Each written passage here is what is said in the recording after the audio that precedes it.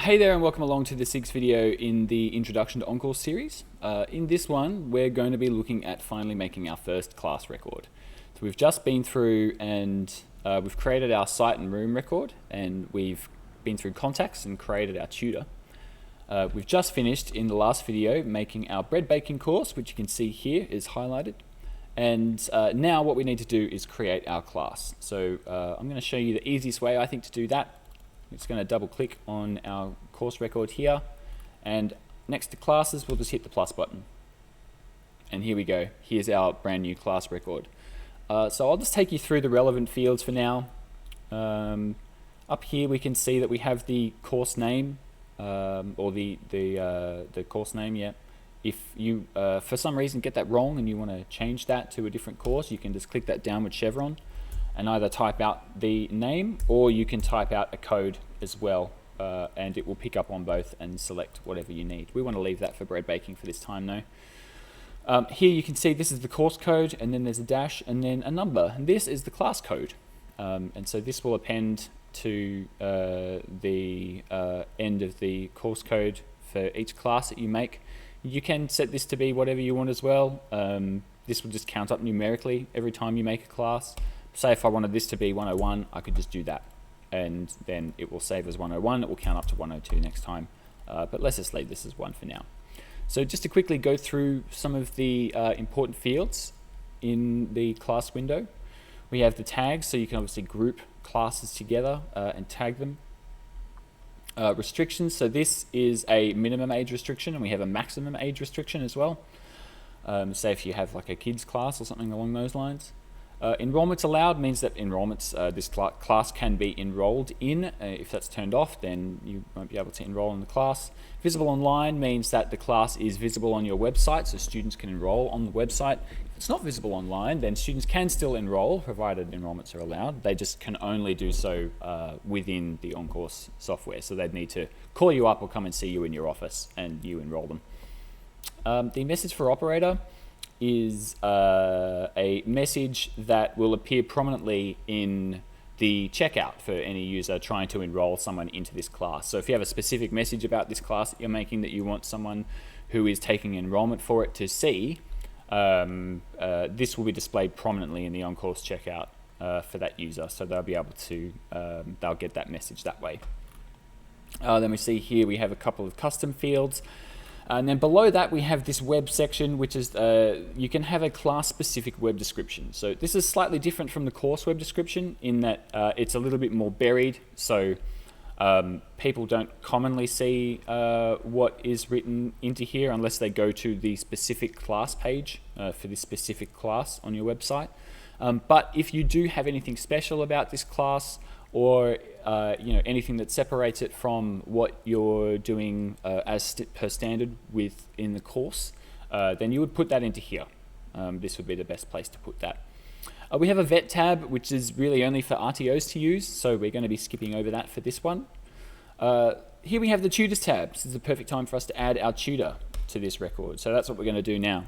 You can add more than one if you need to, but for this one we're just going to add a single tutor. And the role, so you can see here we've just picked his contact record, we just typed out his name. And then the role is the tutor pay rate that this tutor will be paid for their time, which also, this all ties into our OnCourse payroll system, which we'll cover in a future video. For this one, I'm just going to select General Tutor. If I want to review his pay, I can click Add Pay, and just see here that this pay rate is $46.80 per timetabled hour. Obviously we don't have a timetable yet. We haven't built one, so it's saying that this is all $0 for the moment. So a little bit useless for us just at the moment, but we're just gonna not need to worry about that just for now.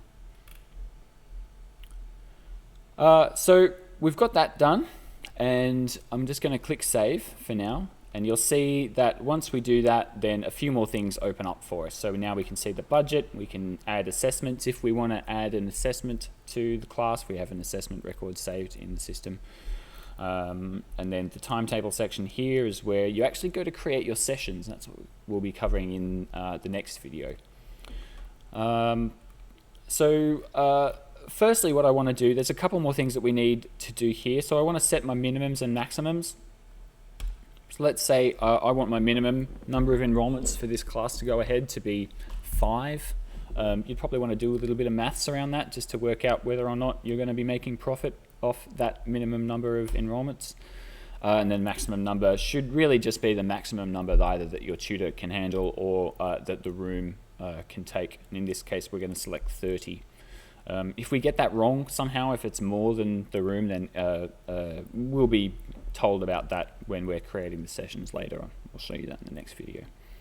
The very last thing that I want to do is add a method of income, or we'll change our class fees. There's 2 different places that we can do that. We can do it here in the income section of the budget. You can either click this and click student enrollment fee, and we'll click this button here, and that opens this up. A faster way to get to that though is just over here, is just to click the same button over here under budget, says class fee, just click that, and that will open this up as well. So let's say I want the on enrollment cost to be $120, not including GST. So let's say I can't work out what 10% of $120 is. I know it's $12, but let's just say. So what I would do is I'd change the tax type to N, because if I kept it on GST, then the program is expecting me to add a price that includes GST. So in this case, I know that it's going to be $120, not including GST. And then if we change the tax type back to GST, then it will add the GST onto that.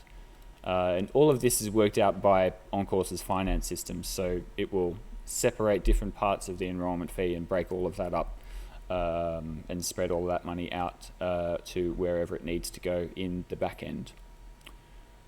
We'll hit save, and then here we can see suddenly now this populates, and we can see that how much the maximum profit we can expect will be. Obviously there's still no timetable, so these numbers look quite big.